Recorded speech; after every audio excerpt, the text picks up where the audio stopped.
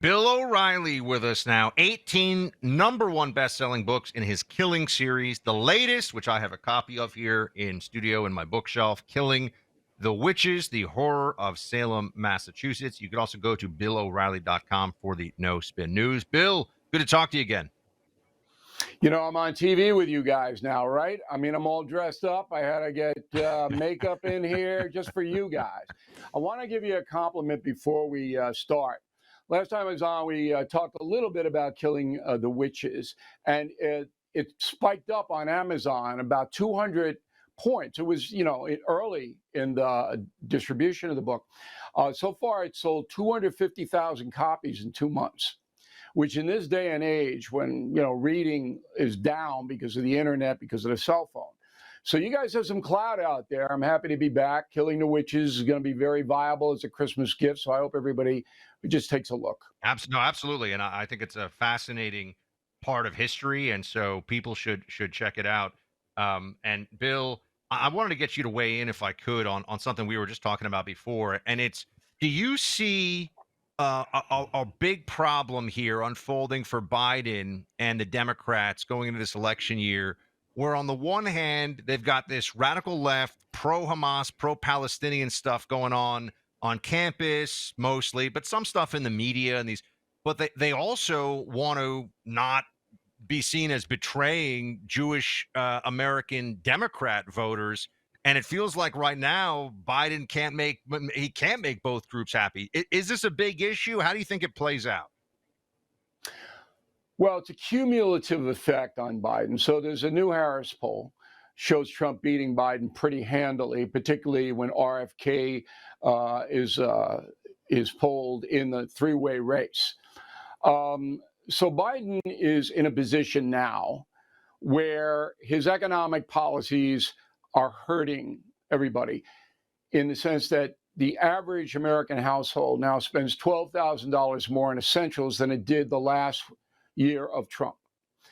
The people know it. The folks know it. So that's a big, big mark against Biden. On the other stuff, whether it be his age, whether it be Hunter, and there's a report out today that Hunter paid him $1,300 a month. It's picayune, by the way. They still don't have Biden getting a massive amount of money from Hunter's grifting. They may get it, they being the House subcommittee on this, because Hunter Biden has to come in to testify in 2 weeks. But right now, the perception of Biden is he's not doing anything right. Nothing. Now, Jeffrey Katzenberg is running his campaign. You know who Katzenberg is, you guys? I mean, basically one of the biggest Hollywood movie guy, right? Producers of all time. Right. So Katzenberg is tied in with Spielberg, is tied in with the whole Hollywood Nexus. And those guys are the money behind Joe Biden. All right, that's who's driving the treasury there. But they don't want anybody sympathizing with Hamas. They are backers of Israel. So that the rank and file progressive left, the AOCs, the other crazy squad people, they hate Israel. And the progressive movement hates Israel, thinks it's a fascist nation. But the power behind the Biden campaign, the money men, are all Jewish, and they're pro-Israel. And so Biden's caught right in the middle there, which is why you don't see any strength. And again, it's a cumulative thing. So the economy is hurting the folks. Ukraine is a mess. Israel is a mess. What's going right? That's what's going to sink Biden. Iowa caucus is 6 weeks from today. Legitimately, January 15th, first votes can be cast associated with 2024. Bill, do you think it is going to be the case that if we finally get down to Ron DeSantis versus Trump or Nikki Haley versus Trump, that anyone out there, or, Vivek or whoever would be the final number 2 candidate, that anybody can take down Trump? Or do you basically think Trump is the nominee? This thing is effectively over as we sit here 6 weeks out from the first votes being cast? All you can do is say, what would happen today or tomorrow? You can't, because there's so many things involved, and it's Donald Trump. Always keep that in mind. So if it's Donald Trump, you don't know what's going to happen on Thursday, okay? Anything could happen. So right now, there's no challenger that's close, and I don't think that's going to change. So there's a debate tonight, Wednesday of this week, News Nation. I'll be part of that, analyzing that.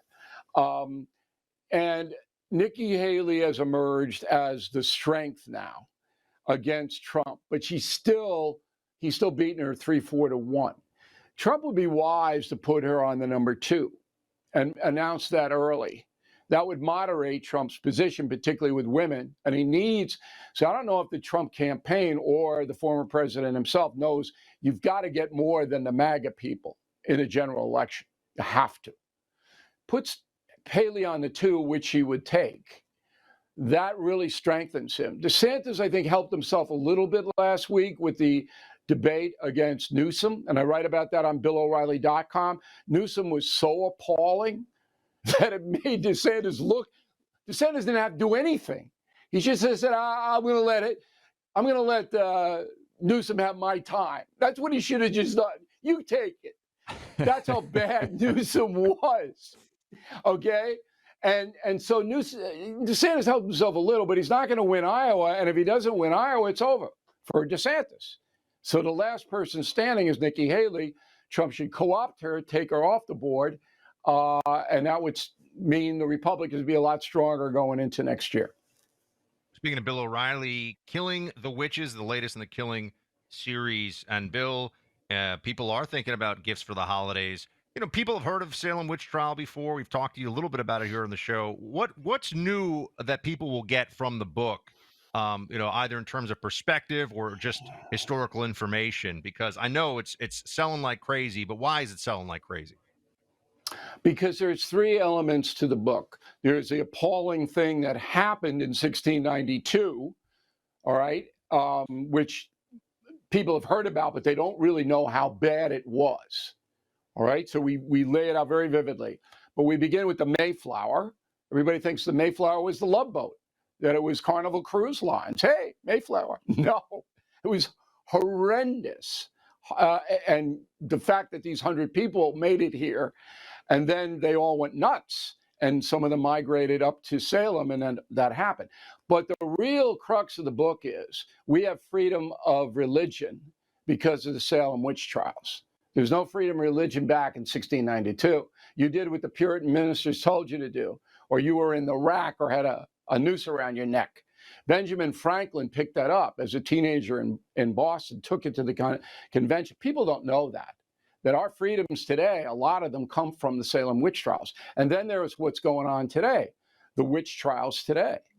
In New York State, where I am, the expiration of the ability to file a lawsuit that in 1922 somebody did something bad to you expired.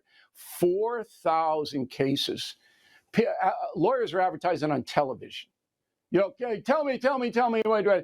Unbelievable witch hunt. 4,000 cases filed in November alone in New York State. And some of them are valid, but you don't think there's a witch hunt going on? There's not a man in this country that couldn't have his reputation destroyed in a blink of an eye by an attorney if there's money in it. And that's a witch hunt.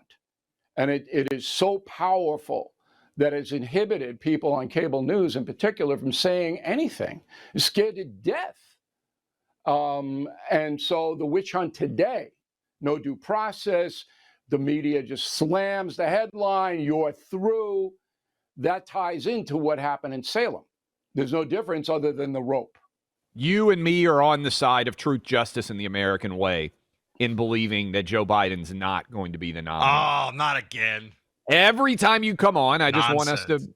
again, reinforce how correct we are. But we could be wrong. But yeah, Bill says you could be wrong, Clay. Take the hint, buddy. Because look, I was wrong about the midterm elections, and it still haunts me. I thought that was going to be just a landslide for the right. Join the club. People are not. Us too. Yeah, but most of the folks are not with us. They're a little bit behind. It's what we do for a living. We watch it every day. Most folks are, struggling to get food on the table and raise their kids, so it takes them a little bit longer. But Joe Biden is the second worst president in the nation's history, next to James Buchanan, who did absolutely nothing to stop the Civil War. That's a great from brewing. historical analogy. A lot of people have forgotten about James Buchanan right before Abraham Lincoln came in. Right. Biden is the second worst, worse than Herbert Hoover, worse than Warren Harding. I am writing a book as we speak that will be out next September 24 about every president and how good or bad they were. Every one. It's called Confronting the Presidents. All right. Biden is so bad in every way. And when the liberals come up against me in my No Spin News, I say, give me one thing that Joe Biden has done in 3 years to improve this country. One thing. They can't do it. Do you guys know of one thing he's done? That we've been saying it on the show. I think put it's so play true. on that hotspot. I've said if someone's going to give you $1 million, what would you say the big Biden victory is? And not being Trump doesn't count. So we're with you on that one, Right. Bill. Go to BillO'Reilly.com, Bill. We got to cut it here, but everyone should go to the BillO'Reilly.com site. Also get the Killing the Witches book, which is out now. Bill, thanks so much. We'll have you back soon. Okay, guys, Merry Christmas.